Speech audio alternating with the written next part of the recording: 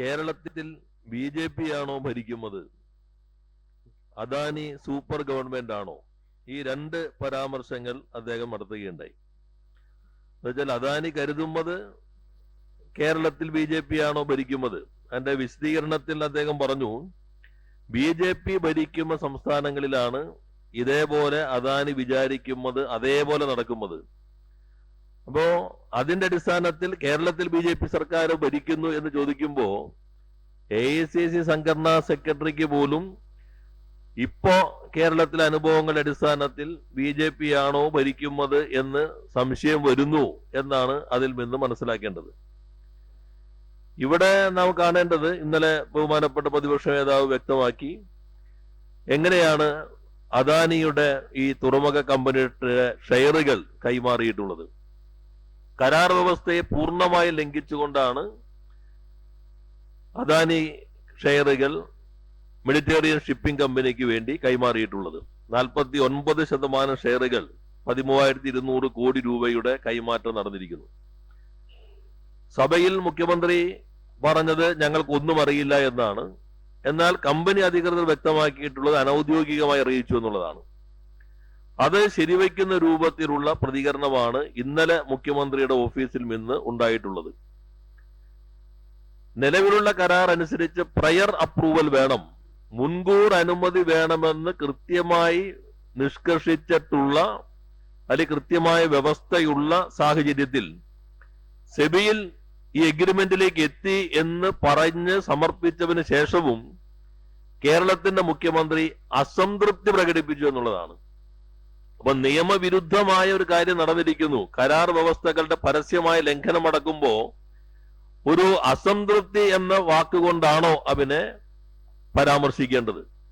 അപ്പൊ കരാർ ലംഘനത്തിനെതിരെ ശക്തമായ നിലപാട് സ്വീകരിക്കും എന്ന് പറയാൻ എന്തുകൊണ്ട് മുഖ്യമന്ത്രി ധൈര്യം കാണിക്കുമില്ല? രണ്ട്, അദ്ദേഹം പറഞ്ഞത് ഇത് സംബന്ധിച്ച് ഗവൺമെന്റ് എല്ലാ വശവും പരിശോധിച്ച് തീരുമാനമെടുക്കും.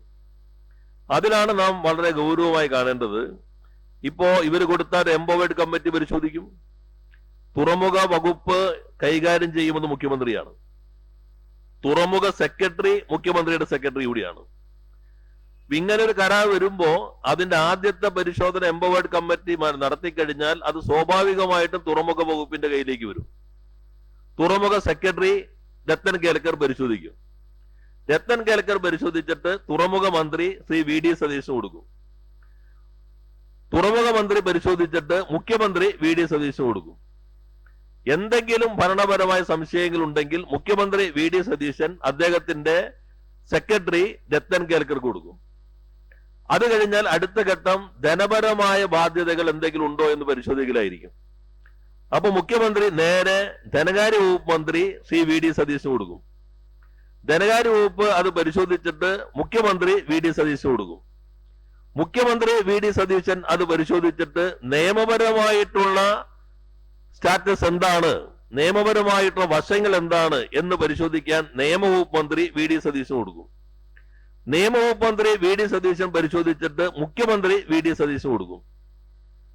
മുഖ്യമന്ത്രിക്ക് ഏതെങ്കിലും ഘട്ടത്തിൽ സംശയങ്ങൾ വന്നു കഴിഞ്ഞാൽ നേരെ മുഖ്യമന്ത്രിയുടെ സെക്രട്ടറി രത്തൻ കേൽക്കർക്ക് കൊടുക്കും. അപ്പൊ ഇതാണ് കിട്ടുണ്ണിയാരുടെ അടിയന്തരം എന്ന് പറയുന്ന പോലെ തന്നെ എല്ലാ കാര്യങ്ങളും ഒരു വ്യക്തി തന്നെ പരിശോധിക്കുന്നു. കേരളത്തിന്റെ ചരിത്രത്തിൽ ആദ്യമായിട്ടാണ് നിയമവകുപ്പ്, ധനകാര്യ വകുപ്പ്, പൊതുഭരണ വകുപ്പ് ഒരു മുഖ്യമന്ത്രി തന്നെ കൈകാര്യം ചെയ്യുന്നത്. നമ്മുടെ ഭരണനിർവഹണ സംവിധാനത്തിൽ നിയമവകുപ്പും ധനകാര്യ വകുപ്പും പൊതുഭരണ വകുപ്പും ഇൻഡിപെൻഡന്റ് ആയ വകുപ്പുകളാണ്. ബാക്കി എല്ലാ വകുപ്പിലെയും ഉദ്യോഗസ്ഥന്മാരെ നിയോഗിക്കാനുള്ള, മാറ്റം ചെയ്യാനുള്ള അധികാരമുള്ളത് പൊതുഭരണ വകുപ്പിലാണ്. അപ്പൊ തുറമുഖ വകുപ്പിൽ ഉൾപ്പെടെ സെക്രട്ടറി മാത്രമല്ല, ഏത് ഉദ്യോഗസ്ഥനാണ് ഫയൽ നോക്കേണ്ടതെങ്കിൽ അവിടെ ആരിക്കണം എന്ന് തീരുമാനിക്കുന്നത് മുഖ്യമന്ത്രി കൈകാര്യം ചെയ്യുന്ന പൊതുഭരണ വകുപ്പാണ്. അപ്പൊ പൂർണ്ണമായിട്ടും ഒരു വ്യക്തിക്ക് ഇത് സംബന്ധിച്ച് തീരുമാനമെടുക്കാനുള്ള അവസരം ഒരുക്കിയിട്ടുള്ളതാണ്. വകുപ്പുകൾ നിശ്ചയിക്കുന്നത് മുഖ്യമന്ത്രിയാണ്. ഈ വകുപ്പുകൾ ധനം, നിയമം, പൊതുഭരണം, തുറമുഖം, ഏറ്റവും പ്രധാനപ്പെട്ട ഈ 3 സ്വതന്ത്ര വകുപ്പുകളും വിഴിഞ്ഞം തുറമുഖവുമായി ബന്ധപ്പെട്ടുകൊണ്ടുള്ള ഈ വകുപ്പും അത് സ്വയം ഏറ്റെടുത്തിരിക്കുന്നത് എന്തിന്റെ ധാരണയുടെ അടിസ്ഥാനത്തിലാണ് എന്ന് വ്യക്തമാക്കേണ്ടതുണ്ട്. അതുകൂടി മനസ്സിലാക്കിയിട്ടായിരിക്കാം AICCയുടെ സംഘടനാ സെക്രട്ടറി അത്തരമൊരു നിലപാട് പരസ്യമായി തന്നെ അദാനിക്ക് നൽകിയിട്ടുള്ള ആനുകൂല്യത്തെ കുറിച്ച് പരാമർശിച്ചിട്ടുള്ളത്. അത് ഗൗരവമായി തന്നെ കാണേണ്ടതുണ്ട്. 13,200 കോടി രൂപയ്ക്ക് 49% ഷെയറുകൾ കൈമാറി എന്നുള്ളത് സെബിക്ക് 30-ാം തീയതി നൽകിയ അവരുടെ അപേക്ഷയിൽ 29 ജൂണിൽ ഈ കരാർ ഒപ്പിട്ടിരിക്കുന്നു എന്നാണ് വ്യക്തമാക്കിയിട്ടുള്ളത്.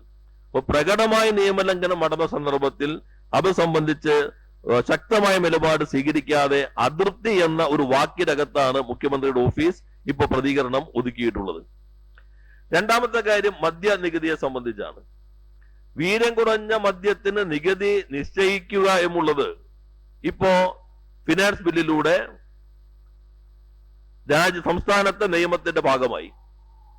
അതിനുശേഷമാണ് പറയുന്നത് UDF തീരുമാനിക്കുമെന്നുള്ളതാണ്.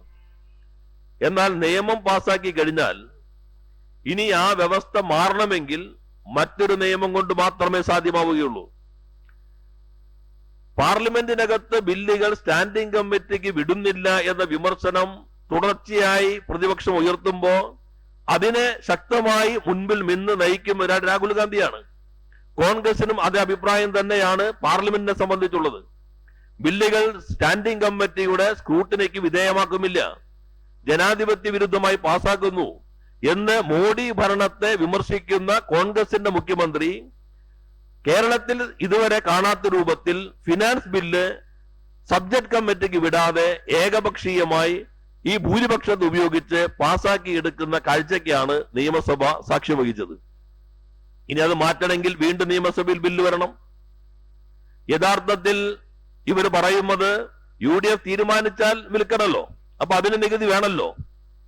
ഇപ്പൊ വിൽക്കുന്നതിന് യഥാർത്ഥത്തിൽ നികുതിയുണ്ട്, 251% നികുതിയുണ്ട്. ആ നികുതി അനുസരിച്ച് അവർക്ക് വിൽക്കുന്നതിന് തടസ്സമില്ല. അതിന് പ്രത്യേകമായിട്ടുള്ള ബീവറേജ് കോർപ്പറേഷൻ വഴി വിൽക്കണമെങ്കിൽ അനുമതിയുടെ മാത്രം പ്രശ്നമേ ഉള്ളൂ. ഇനി UDF തീരുമാനിക്കുമ്പോൾ വിൽക്കണമെങ്കിൽ ഗവൺമെന്റിന് ഒന്നുകിൽ നിയമസഭയ്ക്കകത്ത് അപ്പോ ഒരു ബില്ല് കൊണ്ടുവരാം, അല്ല അതിവേഗതയിൽ UDF തീരുമാനിച്ചാൽ വിൽക്കണമെന്നുണ്ടെങ്കിൽ ഒരു ഓർഡിനൻസ് ഇറക്കിയാൽ മതി. ആ സന്ദർഭത്തിൽ അപ്പൊ ഫിനാൻസ് ബില്ലിനകത്തു നിന്ന് ഈ പുതിയ നികുതി വ്യവസ്ഥ കൊണ്ടുവരുന്നത് പിൻവാങ്ങാൻ പറ്റാത്ത രൂപത്തിലുള്ള എന്തോ ഒരു കമ്മിറ്റ്മെന്റ് മുഖ്യമന്ത്രിക്ക് ഉണ്ടായി എന്നതിന്റെ ഭാഗമായിട്ടാണ്. അദ്ദേഹമാണ് നേരത്തെ വ്യക്തമാക്കിയത്, ഖജനാവിലേക്ക് പോകേണ്ട നികുതിപ്പണമാണ് വലിയ ഡിസ്റ്ററികളിലേക്ക് മാറ്റാൻ പോകുന്നത്.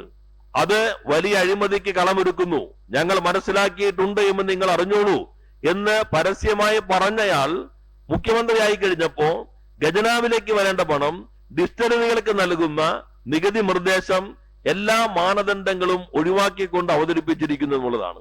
ഇത് രണ്ടും ഈ 1.5 മാസത്തിനുള്ളിൽ ഗൗരവമായ അഴിമതിയുടെ ഭാഗമാണ്. മൂന്നാമത്തെ ശ്രീ KC വേണുഗോപാൽ സംശയിക്കുന്നത് BJPയുടെ ഭരണമാണോ എന്ന് സംശയിക്കുന്ന ഒരു കാരണം അദ്ദേഹത്തിന് കൂടി വളരെ അടുപ്പമുള്ള KPCC സെക്രട്ടറി തെരഞ്ഞെടുപ്പ് കമ്മീഷന്റെ നിയമനത്തെ സംബന്ധിച്ച് ചില സംശയങ്ങൾ ഉന്നയിച്ചിട്ടുണ്ട്. ഗവൺമെന്റിന് തെരഞ്ഞെടുപ്പ് കമ്മീഷൻ നിയോഗിക്കാം, അത് അതിന്റെ മാനദണ്ഡങ്ങൾ അനുസരിച്ച് തീരുമാനമെടുക്കാം. പക്ഷെ അങ്ങനെ നിയമിക്കുന്ന ഒരാളെ സംബന്ധിച്ച് KPCC സെക്രട്ടറി തന്നെ അതീവ ഗൗരവമായ ഒരു പ്രശ്നം ഉന്നയിച്ചിരിക്കുന്നു. ഒരു സംഘി താല്പര്യം അതിനകത്തുണ്ട് എന്ന് കോൺഗ്രസിന്റെ തന്നെ മേധാവ് പരസ്യമായി പറയുന്നു. ഇവിടെ നമ്മൾ കാണേണ്ട ഒരു ഭാഗം, നിലവിൽ രാജ്യത്ത് ഉള്ള ഡീലിമിറ്റേഷൻ നിയമപ്രകാരം നിയമസഭാ മണ്ഡലങ്ങളുടെയും പാർലമെന്റ് മണ്ഡലങ്ങളുടെയും പുനഃസംഘടനയ്ക്ക് വേണ്ടിയുള്ള കമ്മീഷനിൽ നിയമപ്രകാരമുള്ള എക്സ് ഒഫീഷ്യോ അംഗം സംസ്ഥാനത്തിന്റെ തെരഞ്ഞെടുപ്പ് കമ്മീഷനാണ്.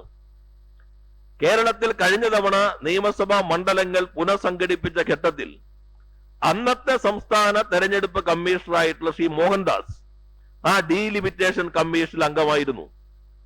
സംസ്ഥാനത്തിന്റെ ഏക പ്രതിനിധിയുമുള്ളത് ഈ എക്സ് ഒഫീഷ്യോ മെമ്പറായിക്കൊണ്ടുള്ള സംസ്ഥാന തെരഞ്ഞെടുപ്പ് കമ്മീഷണർ മാത്രമാണ്. അപ്പൊ അത്രമാത്രം ഗൗരവമുള്ള, ഇപ്പോ സെൻസസ് കഴിയുന്നു, ഡീലിമിറ്റേഷൻ ബില്ല് പാർലമെന്റിലേക്ക് കൊണ്ടുവരാൻ പോകുന്നു, ഡീലിമിറ്റേഷനിലേക്ക് പോകുമെന്ന് BJP പറയുന്നു. ആ ഡീലിമിറ്റേഷൻ നിശ്ചയിക്കുന്ന കമ്മീഷനിൽ എല്ലാ സംസ്ഥാനങ്ങളുടെയും ഒരു പ്രതിനിധിയായി അതാത് സംസ്ഥാനങ്ങളെ കുറിച്ച് തീരുമാനിക്കുമ്പോൾ എക്സ് ഒഫീഷ്യോ അംഗമായിട്ടുള്ളത് തെരഞ്ഞെടുപ്പ് കമ്മീഷനാണ്. ആ തെരഞ്ഞെടുപ്പ് കമ്മീഷൻ നിയമിക്കുമ്പോ ഘട്ടത്തിൽ കോൺഗ്രസിൽ നിന്ന് തന്നെ ഒരു സംഘീയ ബന്ധം ആക്ഷേപിക്കുന്നു. നേരത്തെ LDF ഗവൺമെന്റ് ഉള്ളപ്പോ ജില്ലാ ജഡ്ജിയായിട്ടുള്ള നിലവിലെ ലോ സെക്രട്ടറിയുടെ പേര് മന്ത്രിസഭ അംഗീകരിച്ച് സമർപ്പിച്ചപ്പോ അത് സംബന്ധിച്ച് തീരുമാനമെടുക്കാതിരുന്ന ഗവർണർ ഇവ സംബന്ധിച്ച് അതിവേഗതയിൽ ഡിജിറ്റൽ സിഗ്നേച്ചർ വഴി ഇവന് അനുമതി നൽകിയിരിക്കുന്നു. അപ്പൊ ഡീലിമിറ്റേഷൻ ഉൾപ്പെടെ കേരളത്തിലെ അസംബ്ലി മണ്ഡലങ്ങളുടെയും ലോകസഭാ മണ്ഡലങ്ങളുടെയും ഘടന ഏതായിരിക്കണമെന്ന് തീരുമാനിക്കുന്ന സംവിധാനത്തിലേക്ക് വരാനിരിക്കുന്ന ഒരാളെ രാഷ്ട്രീയമായ ഒരു പരിശോധന, ഒരു മതനിരപേക്ഷ സ്വഭാവം ഉണ്ടോ എന്ന് കൂടി പരിശോധിക്കാതെ നിയമിച്ചിരിക്കുന്നു എന്ന് കോൺഗ്രസിന്റെ തന്നെ സെക്രട്ടറി പരസ്യമായി പറഞ്ഞിട്ടും അത് സംബന്ധിച്ച് മുഖ്യമന്ത്രി പ്രതികരിച്ചിട്ടില്ല. എന്ന് മാത്രമല്ല, വൈസ് ചാൻസലർമാരുടെ താൽക്കാലിക നിയമനം അതെല്ലാം BJPയുമായി ബന്ധപ്പെട്ട ആളുകളായ സന്ദർഭത്തിൽ ഇതുവരെയും കേരളത്തിന്റെ മുഖ്യമന്ത്രി തന്റെ പ്രതികരണം എല്ലാത്തും എന്നോട് ചോദിച്ചോളൂ, ഞാൻ നിങ്ങളുടെ മുൻപിൽ ഇരുന്ന് തരുമല്ലോ എന്ന് പറഞ്ഞിരുന്ന ഒരാൾ അത് സംബന്ധിച്ച് ഒരു പ്രതികരണവും ഇതുവരെ നടത്തിയിട്ടില്ല. അപ്പൊ ശ്രീ വേണുഗോപാൽ ആനുഷംഗികമായി പറഞ്ഞ കാര്യം ശരിയാണ് എന്നതാണ് ഈ അനുഭവങ്ങളാകെ തെളിയിക്കുന്നത്. PM ശ്രീയിലും അത് വ്യക്തമായി. അപ്പൊ അത്തരം കാര്യങ്ങൾ കേരളീയ സമൂഹം ഗൗരവത്തിൽ ചർച്ച ചെയ്യേണ്ടതുണ്ട് എന്നാണ് സൂചിപ്പിക്കാനുള്ളത്. അല്ല, അത് 2 മാസത്തിന് മുമ്പ് തന്നെ കാര്യങ്ങൾ നടന്നു വന്നല്ലേ ചാർട്ടർ ചെയ്ത വിമാനെല്ലാം പറയുന്നത്. കാരണം ഇടതുപക്ഷം വന്നു കഴിഞ്ഞാൽ ഇത്തരം കാര്യങ്ങൾ നടക്കാൻ ഇടയില്ല എന്നത് മനസ്സിലാക്കിയ ശക്തികളായിരിക്കുമല്ലോ നേരത്തെ ചർച്ച തുടങ്ങിയിട്ടുണ്ടാവുക. ഇപ്പോ സെബിക്ക് കൊടുത്തതായി പുറത്തു വന്ന രേഖകൾ പറയുന്നത് 30-ാം തീയതി കൊടുത്തിരിക്കുന്നു. തൊട്ട് തലേ ദിവസമാണ് എഗ്രിമെന്റ് ഒപ്പുവെച്ചിരിക്കുന്നത്. അപ്പോ ഞങ്ങൾക്കൊരു ബന്ധമില്ലെങ്കിൽ ഇവരെന്ത് ചെയ്യണം? നിയമവിരുദ്ധമായി നടന്നിരിക്കുന്നു, ഞങ്ങൾ ഇത് അനുവദിക്കുന്ന പ്രശ്നമില്ല എന്ന് പറയേണ്ടതല്ലേ? പ്രൊസീജിയർ അനുസരിച്ച് വരട്ടെ. സെബിക്ക് കൊടുക്കുന്നതിന് മുൻപ് ഗവൺമെന്റിന്റെ പ്രയർ അനുമതിക്ക് എത്തേണ്ടതായിരുന്നു, അത് പാലിച്ചിട്ടില്ല. അപ്പൊ അതുകൊണ്ട് ആ അപേക്ഷ പിൻവലിക്കണം, ബാക്കി കാര്യങ്ങളിലേക്ക് പോകണം എന്ന് പറയേണ്ടതില്ലേ? പിന്നെ കോൺഗ്രസിന്റെ അഖിലേന്ത്യാ നേതൃത്വം ഉൾപ്പെടെ പരിശോധിക്കേണ്ടത്, ഞാൻ നേരത്തെ പറഞ്ഞ പോലെ തുറമുഖം പരിശോധിക്കുന്നു, മുഖ്യമന്ത്രി കാണുന്നു, ധനവകുപ്പിലേക്ക് അയക്കുന്നു, അതും ധനമന്ത്രി എന്ന മുഖ്യമന്ത്രി കാണുന്നു, അത് നിയമവകുപ്പിലേക്ക് അയക്കുന്നു, അത് നിയമമന്ത്രി എന്ന മുഖ്യമന്ത്രി കാണുന്നു, അങ്ങനെ വീണ്ടും മുഖ്യമന്ത്രിയിലേക്ക് എത്തി, വേണമെങ്കിൽ മന്ത്രിസഭയിലേക്ക് അയക്കുന്നു. അപ്പൊ മുഖ്യമന്ത്രിയുടെ താല്പര്യം എല്ലാ വകുപ്പുകളിലെയും സാധാരണ ചെക്ക് ആൻഡ് ബാലൻസ് എപ്പോഴും ഉണ്ടാവും. വിവിധ വകുപ്പുകൾ, വിവിധ മന്ത്രിമാർ, വിവിധ സെക്രട്ടറിമാർ കൈകാര്യം ചെയ്യുമ്പോൾ അത് സംബന്ധിച്ച സൂക്ഷ്മമായ ഒരു പരിശോധന കൂടി ഭരണനിർവഹണത്തിന്റെ പ്രൊസീജിയറുകൾ ഉറപ്പുവരുത്തുന്നുവെങ്കിൽ അത് പൂർണ്ണമായും ഒറ്റ വ്യക്തിയിലേക്ക് കേന്ദ്രീകരിച്ചിരിക്കുന്നു എന്നാണ് നമ്മൾ ഇതിനകത്ത് കാണേണ്ട പ്രധാനപ്പെട്ട പ്രശ്നം എന്നുള്ളത്. അല്ലെ, നമ്മൾ കാണേണ്ട ഒരു അസാധാരണത്വമുണ്ട്. ഇപ്പൊ കേരളത്തിന്റെ തുറമുഖങ്ങൾ 17 ചെറുകിട തുറമുഖങ്ങൾ, നമ്മുടെ വല്ലാർപാടം കണ്ടെയ്നർ ട്രാൻസ്ഷിപ്മെന്റ്, വിഴിഞ്ഞം തുറമുഖം, ഇതെല്ലാം നന്നായി ഉപയോഗിക്കേണ്ടതാണെന്ന കാര്യം ആർക്കും തർക്കമില്ല. ഇപ്പൊ ഞങ്ങൾ വിഴിഞ്ഞം കോൺക്ലേവ് നടത്തിയല്ലോ സഭയിൽ. അദ്ദേഹം ഇപ്പൊ ഈ മെഡിറ്ററേനിയൻ ഷിപ്പിംഗ് കമ്പനിയുടെ ആളുകൾ ഉണ്ടല്ലോ അവിടെ.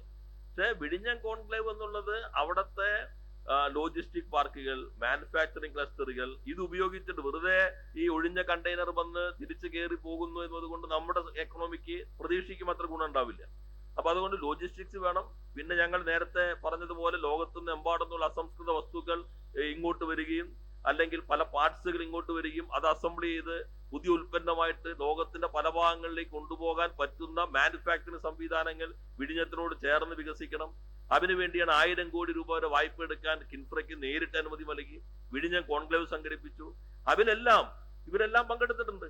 അതെല്ലാം വികസിപ്പിക്കേണ്ടത് തന്നെ. പക്ഷെ ഇത് ഒറ്റവിലേക്ക് കേന്ദ്രീകരിക്കുന്ന, പൂർണ്ണമായിട്ട് ഇപ്പോ മെഡിറ്ററേനിയൻ ഷിപ്പിംഗ് കമ്പനിയാണ് ഏറ്റവും കൂടുതൽ ഷിപ്പുകൾ അവിടേക്ക് എത്തിക്കുന്നത്.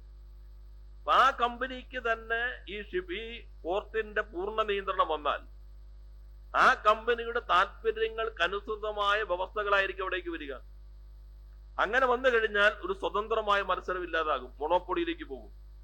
അതുകൊണ്ടാണ് ഒരു മിക്കവാറും രാജ്യത്തെ തുറമുഖങ്ങളൊന്നും ഷിപ്പിംഗ് കമ്പനികൾക്ക് പൂർണ്ണമായി അതിന്റെ നിയന്ത്രണമുള്ള രീതി അംഗീകരിക്കാതെ പോകുന്നത്. മറ്റ് എല്ലാവരുടെയും ഒരു മത്സര സ്വഭാവത്തെ നിലനിർത്താൻ വേണ്ടിയാണ് അത്തരം നിലപാട് സ്വീകരിക്കുന്നത്. ഇത് പൂർണ്ണമായും ഒരു കുത്തകവൽക്കരണത്തിലേക്ക് പോകും എന്നാണ് കാണേണ്ടത്. അത് നമ്മൾ ഉദ്ദേശിക്കുന്ന ഒരു ഗുണമല്ല, ഫലമല്ല വിഴിഞ്ഞത്തിൽ നിന്ന് കേരളത്തിന് ലഭിക്കാൻ പോകുന്നത്. അതുകൊണ്ടാണ് ഇത് ഗൗരവമായി തന്നെ കാണണം എന്ന് പറയുന്നത്. അതുപോലെ തന്നെയാണ് തൊഴിലുറപ്പ് പദ്ധതി. ഇപ്പൊ മാറിയല്ലോ, പുതിയ സംവിധാനം വന്നു. അപ്പൊ ഇന്ന് ചില മാധ്യമങ്ങളിൽ കാണുന്നുണ്ട് തെലങ്കാന ഗവൺമെന്റ് സുപ്രീം കോടതിയെ സമീപിക്കുന്നുണ്ട്. സംസ്ഥാനത്തിന്റെ ഭാരം അധികരിക്കുന്ന തൊഴിലുറപ്പ് പദ്ധതിയുടെ ഉള്ളടക്കത്തെ തൊഴിലിനെയും ഇല്ലാതാക്കുന്ന രൂപത്തിലുള്ള പദ്ധതിക്കെതിരെ തെലങ്കാന സർക്കാർ സുപ്രീം കോടതിയെ സമീപിക്കാൻ പോകുന്നു എന്ന് വാർത്താ മാധ്യമങ്ങൾ കാണുന്നുണ്ട്. അതിലും BJPയുടെ താല്പര്യത്തിനൊപ്പമാണോ കേരളത്തിലെ ഗവൺമെന്റ് നിൽക്കുന്നത്? അവിടെയും ഗുസ്തി മത്സരത്തിന് ഇല്ല എന്ന് പറഞ്ഞ് വിനീത വിധേയമായിട്ടാണോ നിൽക്കുന്നത്? അതോ കേരളത്തിന്റെ താല്പര്യം ഉയർത്തിപ്പിടിച്ചുകൊണ്ട് സാധ്യമായ നിയമ നടപടികളിലേക്ക് പോകുമോ? അത് ഗവൺമെന്റ് വ്യക്തമാക്കേണ്ടതുണ്ട്.